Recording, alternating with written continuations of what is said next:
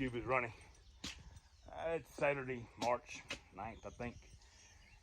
Just getting ready, or no, April 9th, I'm sorry, April 9th.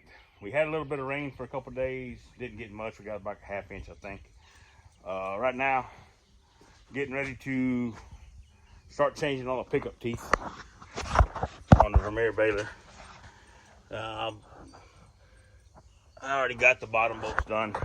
Now I'm getting ready to start taking the top bolts off those straps. I got to hook the hydraulics up, lift the gate up, and get that. I got a little place that I'm gonna test out the equipment next week.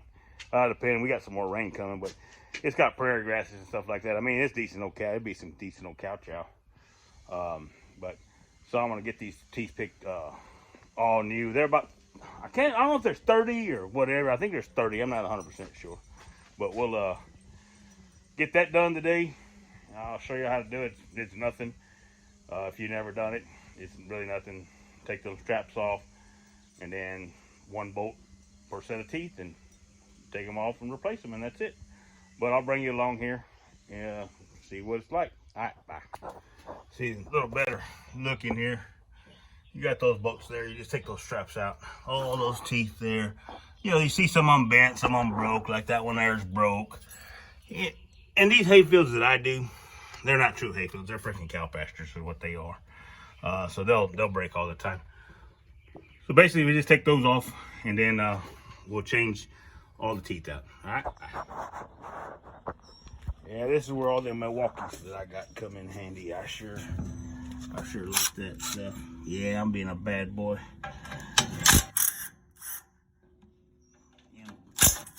Impact with a chrome socket.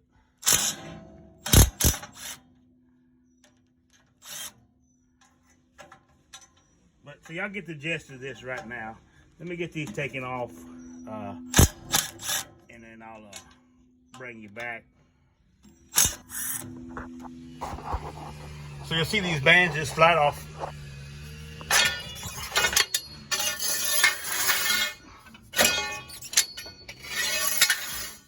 That's all they do. And then you take this bolt right there, take those off, the nut and bolt, and replace them all. So let's see here. There's 1, 2, 3, 4, 5, 6.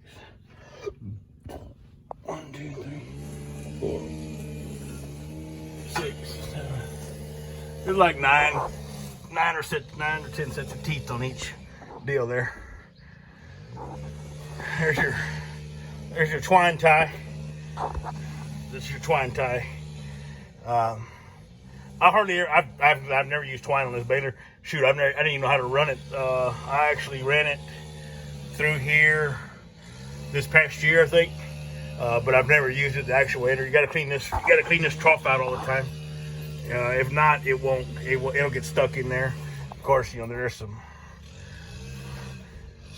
old dried up hay in there. Got your belts. I put all new belts on this thing year before last. I don't think I ran 200 bales last year. Maybe I just did 200, but I'll bring you back when I start taking all this off. That's it.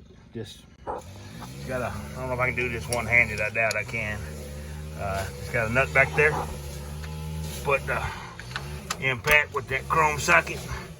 It's gonna spin, so but you get the gist of that there. So I'll take the rest of these off. I guess I'll go ahead and just replace. I'll go ahead and replace them while I got them here. You know what? There is 1, 2, 3, 4. Huh? So 1, 2, 3, 4, 5, 6, 7, 8. It's 32. I don't know if I'm gonna have enough or not. We'll find out. I guess not. I'll have to go back to the parts house, you know, Vermeer on Monday or Tuesday. Well, I gotta work Monday. So here, we'll figure it out. I might have something. I know I just bought 25 or so, or 30. I think I bought 25, and I've always got some extra, so hopefully I have enough.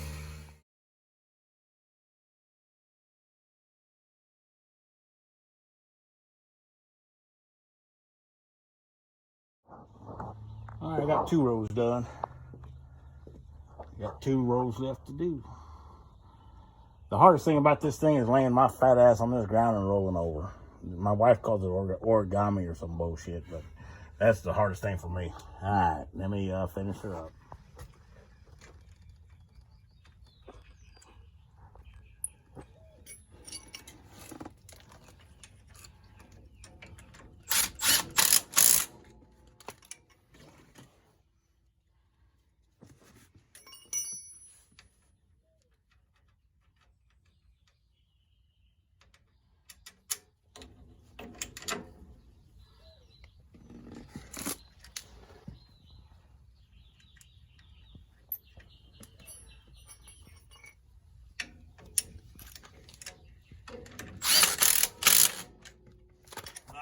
how-to video. This is how I do it, so.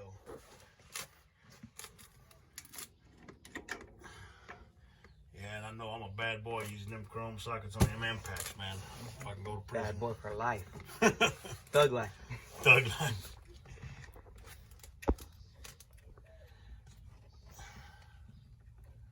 I tell you, the worst thing about this is laying down here.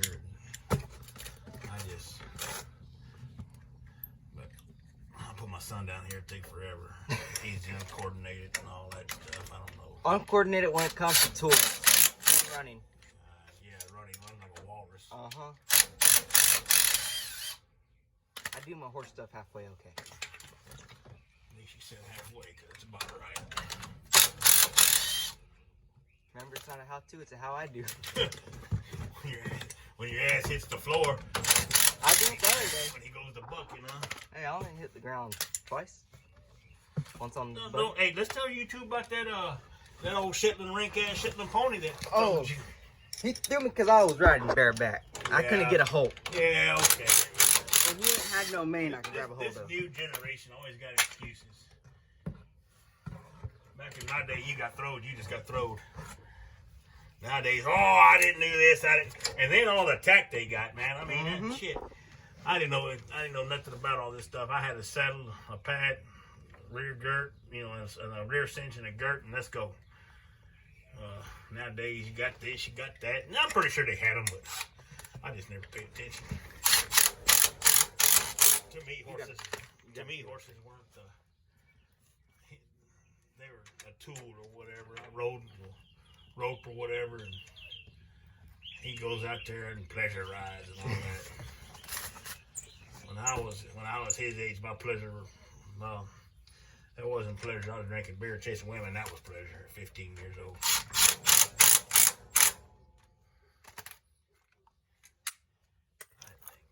Whole thing of bolts here. Yeah, I hate this part. And I don't usually have to do them, but I tell you, I didn't have this pickup set right. And again, like all the other things, I tell you, you know, this ain't no hay pasture. Like I said earlier, these pastures are freaking cow pastures. Ain't there one. I watch these guys on here, YouTube, you know, getting a bale at 10 miles an hour, 12 miles an hour. Man, I'd have my guts in my throat if I tried to go that fast. So, you know, I'm doing old hay cow pastures and got all these gopher holes and all that, and badger holes and everything else. But man, it is what it is. Well, that's that. That's all them teeth replaced. Now I gotta put all these bands back. But we'll get on that. That really ain't much. Y'all saw me. I showed y'all how to take them off.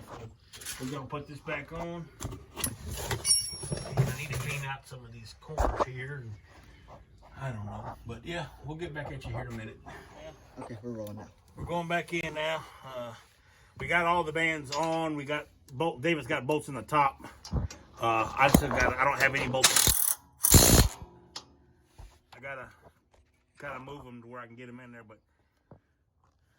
You can show we're gonna take them gathering wheels off and try to replace them bearings.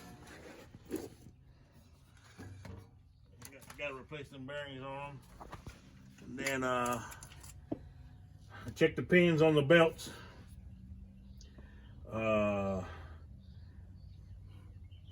Grease it. And I'm gonna spray. I got one more place to spray.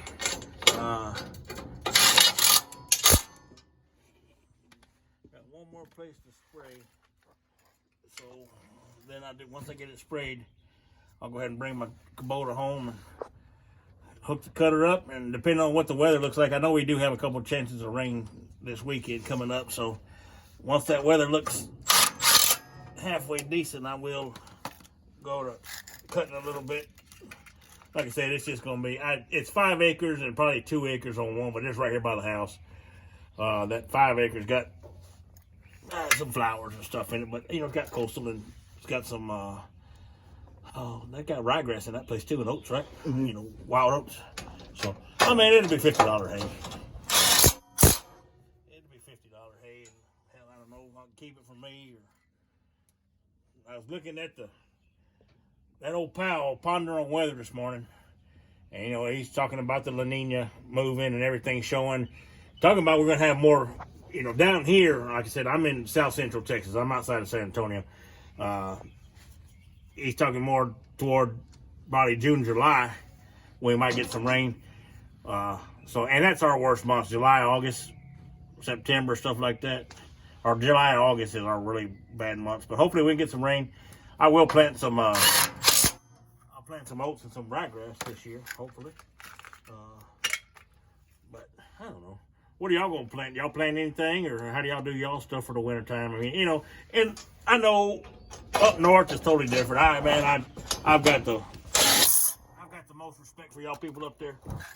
Man, y'all got to deal with that cold weather. And I tell you, we had that snowmageddon a couple years ago down here. I didn't know how to feed cows. I called a buddy of mine up in Nebraska. What do I do? Make sure they got water and shoot the feed to them. Just hay and hay and hay. And I said, okay. So, you know, bust troughs. And we actually had a bust troughs. We actually had a buster pond, that dry pond that's on one of the videos that I think we shot earlier this year, the South Texas drought or something like that. We had to actually bust some ice around that pond. But yeah, so you know, I don't know what's going to happen. You know, I don't really know. And you know, it is what it is. I ain't nothing I can do about it. So all I'll do is roll with the punches. You know. But I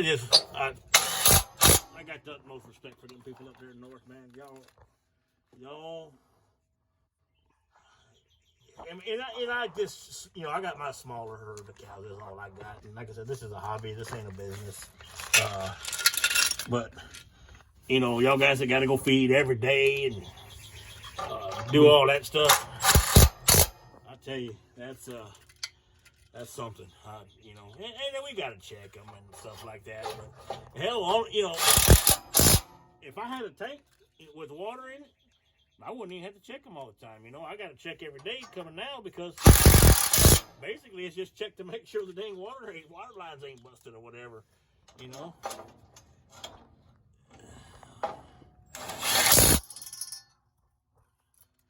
But yeah, we're gonna get this back, and we'll get back with you here in a little bit and do something else. All right.